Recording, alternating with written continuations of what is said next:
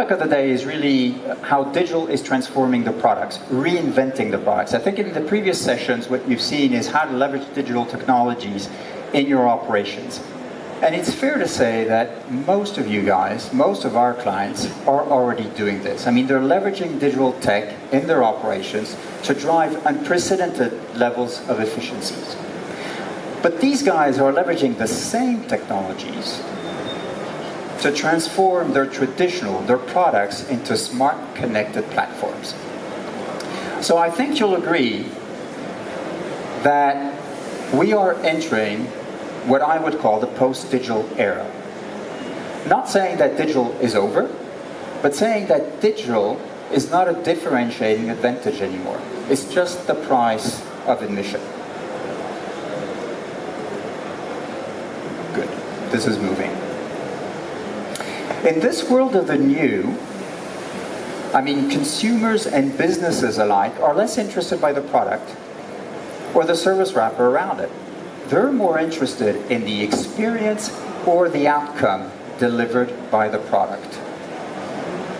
This is what is really capturing their attention. This is where the value is, in the experience. Now, not all industries are at the same stage. And it's fair to say that industrial manufacturers, whether you look at automotive, industrial equipment, pump manufacturers, are just at the beginning of their journey. But some industries, like high tech, have long started this pivot. So are there any lessons we can learn from the high tech industry? Well, this is an industry, high tech, where the product manufacturers are being crunched from both ends of the value chain. Where does innovation come from nowadays in high tech? Well, innovation comes more from the component and the platform providers than the product manufacturers. But wasn't it just the other way around only a few years back? I mean, product manufacturers in high tech spend 7.5% in R&D. Platforms spent 14%. Component provider spent 18%. Now, I'm not saying that there's a direct correlation between R&D spend and innovation, but nonetheless, there's a small link between the two. So, innovation coming from component and platform providers.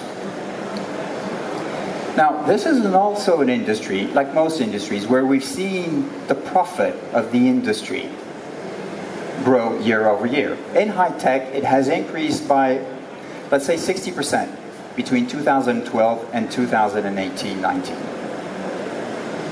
But this has greatly benefited, here too, the component and the platform providers. I mean, the product manufacturers now capture a mere 25% of the total value, whereas in 2012, that's only 7 years ago, they captured 36, and they captured more than 60% of the value in the early 2000s. From 60 to 36 to a mere 25. I mean, that is a significant drop for these guys. So the question is this what is going to happen to the industrial B2B world? Imagine what this would mean for your company. And remember what happened to the PC industry not so long ago. Where did the value go from in the PC industry? It went to the chip and the software guys. Software, which by the way, has become platformed. So this is a significant transformation for the high tech and for all of the industries. And I think that's the key message. There's not one industry that is not going to be impacted by the pervasiveness of digital technologies. And so business as usual is not an option anymore. But then the key question is, what is the driver of this transformation? And this is where I have a strong belief that the product, smart and connected, is at the core of the transformation of the industry. Products will be reinvented from a vehicle, a construction equipment, a pump, a coffee machine, or even a medical pill and treatment, products, machines, devices, assets will communicate, will exchange terabytes of data via software platforms across the entire value chain.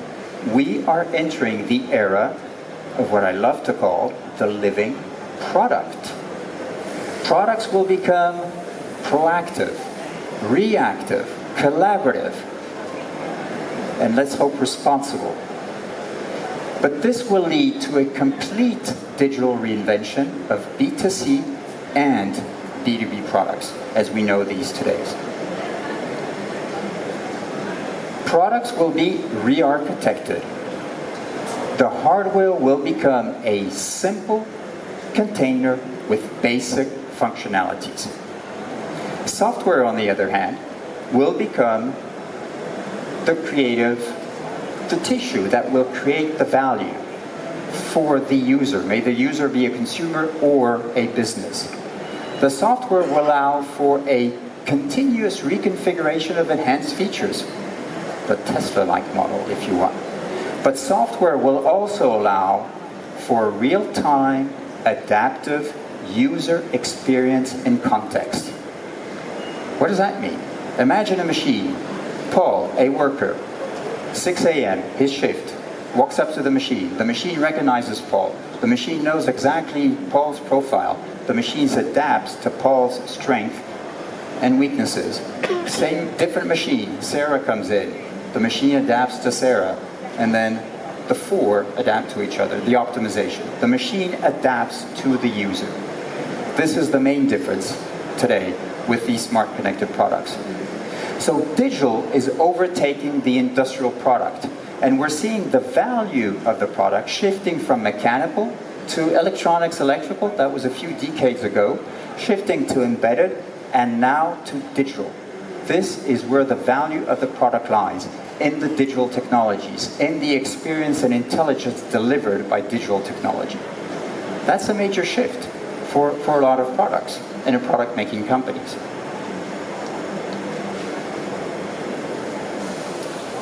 So products will evolve intelligently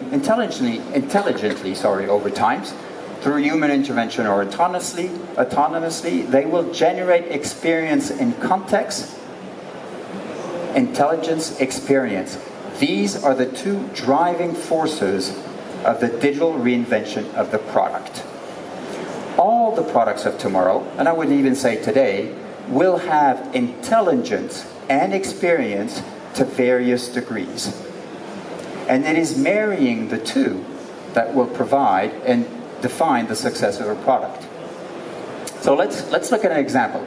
As I am French, I will take another French example, which is Michelin, with the English pronunciation. So Michelin, as you know, is a tire manufacturer, and they've launched tire as a service. So imagine you're a fleet manager. You've got a fleet of 1,000 trucks spread over the country. Michelin will guarantee you that each of your trucks, wherever the truck is located, whatever the season, whatever the haul assigned to the truck, it has perfect sets of tires. And they'll invoice you by the mile. So if the truck is in depot, no mileage, no cost. They're even launching FE Fuel, which is a service-based or an outcome-based service. They will now guarantee you a 7% diesel reduction. That's an annual saving of $3,300 per truck. They save you more, they get more. They save you less, they bridge the gap. Now that's a very different business model than the one of selling you a pair of tires. They sell you a service, and now they sell you an outcome. That's a difference.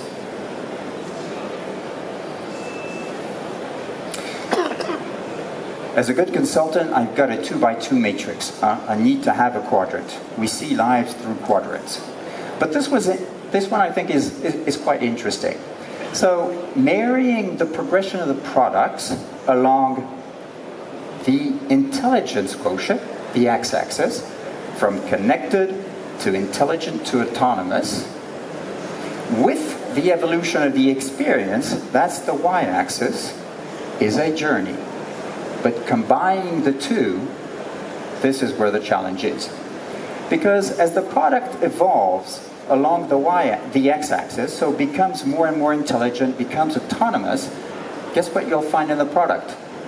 Digital technologies. And the higher the IQ of the product, the more digital tech is in and around the product. Moving along the y-axis, from output to outcomes, just like Michelin with Effie Fuel. I mean, that's honestly a challenge for many product companies, many products. And that is also exponential change. So when you combine the two, the IQ and the EQ, that's where you get the product reinvention quotient. It's the sum of the two. And the higher the product reinvention quotient, the more change it calls for. Change in terms of the product architecture, change in terms of the engineering and product development approaches and speed, change in terms of the business capabilities and go-to-market strategy. Major change for many product manufacturers. So the question is, why go through all this pain? What's in it for product manufacturers? Well, this enables product manufacturers to capture what we identify, new value spaces, new avenues of revenue. And we've identified 5 new value spaces in the future. And each value space is underpinned by specific product characteristics and a specific business model. And where you are on the grid, depending on where you are on the grid, your products will need to be sensorized, always on, evergreen, and the business models will be very different. Manufacturers will have in the future will need to address more than one of these 5 value spaces. Whereas today, manufacturers go to market more or less, they all go to market more or less the same way. Being a bit black and white, they sell a product, they provide a bit of service, but that's more or less it. Tomorrow, they will have to play in more than one of these 5 value spaces, recognizing that not all can or should play in all 5. But defining the space you want to play in, you need to do this with precision and purpose. Each value space, each of these 5 value spaces have specific rules and profitability characteristics. All are great places to be. All can become very profitable. There is not one better space, not one place which is better than the other. Not one value space which is better than the other. They're all great places to do. The difficulty and the challenge is identifying the 1 or 2 you as a manufacturer need to play in the future.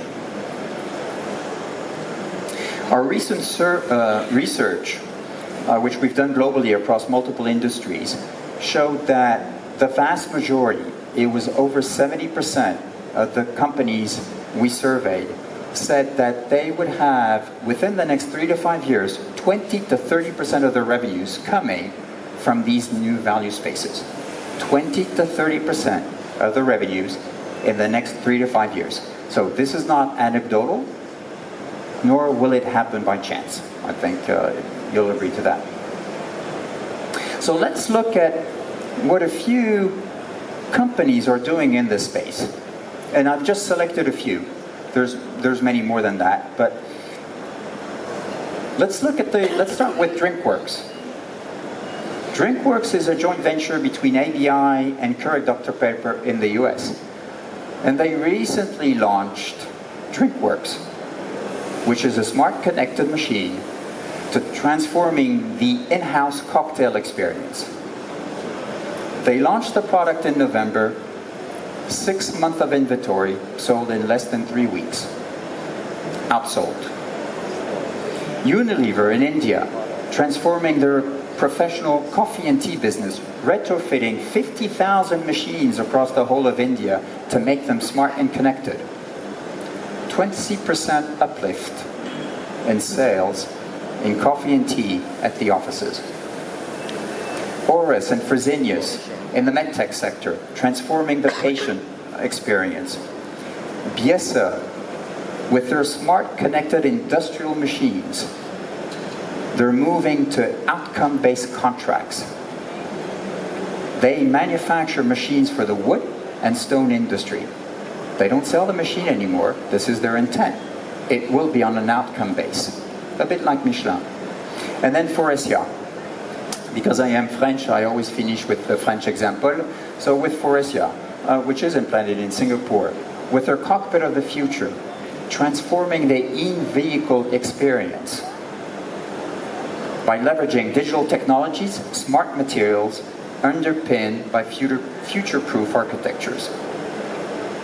Very different products coming from very different industries, but all digitally rich. That's the common point. Intelligent and experience. Now,